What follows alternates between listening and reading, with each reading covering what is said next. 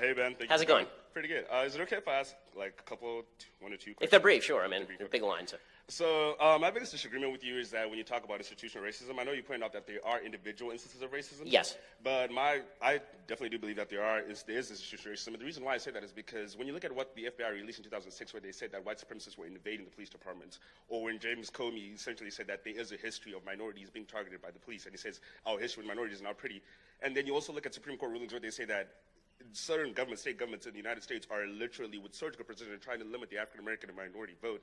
It begs the question, like, how can you say there's no institutional racism when these institutions themselves are confessing that we're doing these things? And yes, they're being checked at times, but these things are happening. So okay, so there are a couple separate questions there because there's specific data points that you're mentioning there. You know, the 2006 FBI report, and then you're mentioning also the Supreme Court decisions on the Voting Rights Act and the rewriting of the Voting Rights Act. So as far as the Voting Rights Act goes, there is not a lot of evidence to suggest that black votes are being undercounted in southern states. It's just the evidence is very scanty there. Justice Scalia's, I think he wrote dissent in that case. Actually, it would have been the majority opinion in that case because they struck down the VRA. Is pretty telling and has a lot of countervailing data on that, so it's worth reading. As far as the idea of institutional racism, so here's my general view about institutional racism. When I say that there are individuals inside, I'm not saying individuals don't exist inside departments. I'm sure that there are some cops who are racist. Yeah. The question is, how do we fight?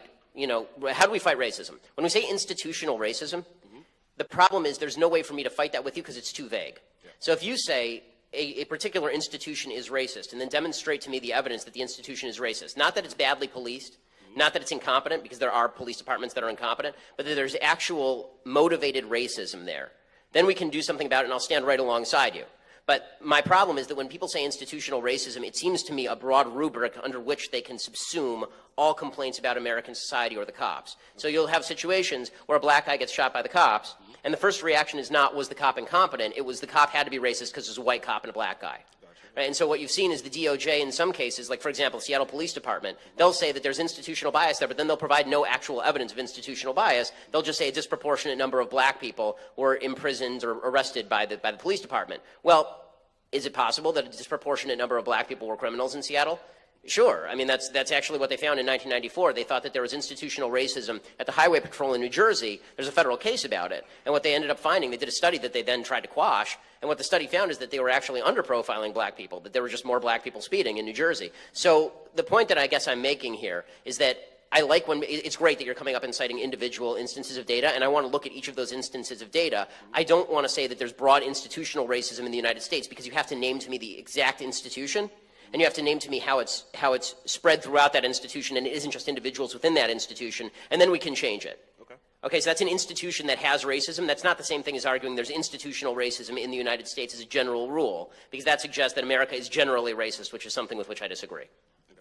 So, yeah, I might agree with you that there are certain instances of America where it's not generally racist.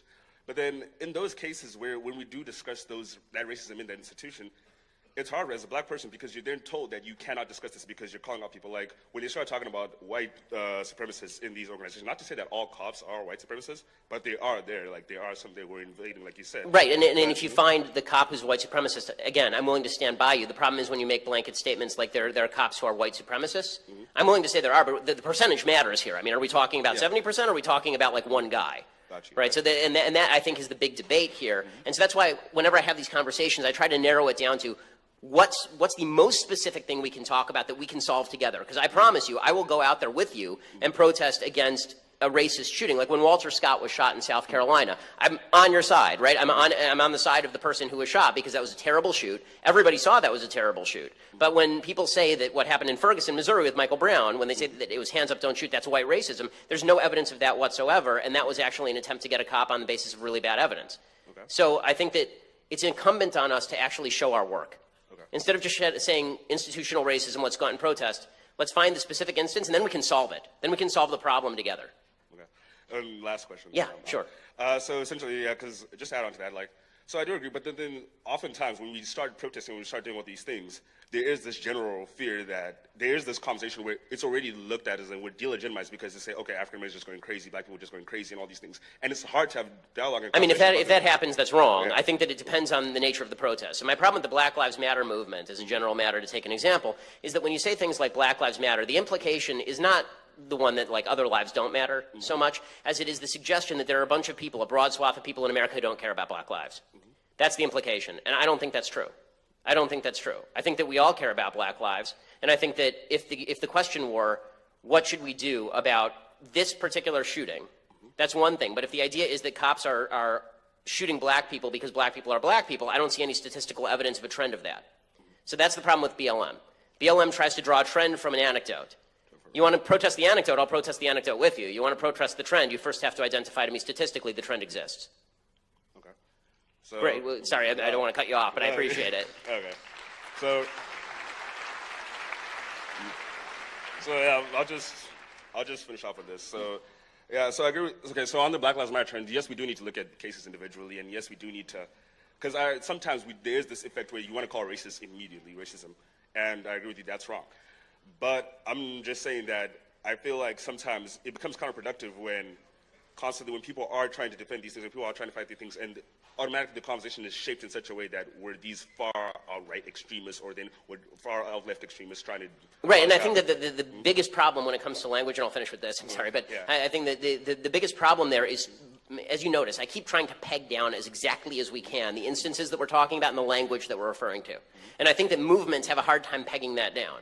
And you see that from movements all over the country. But when you make a claim as broad as American society doesn't care about the lives of black people, Black Lives Matter, a lot of people are going to get pissed at that, and I think they have a right to be pissed at that. Okay. Thank you, Ben. Thanks.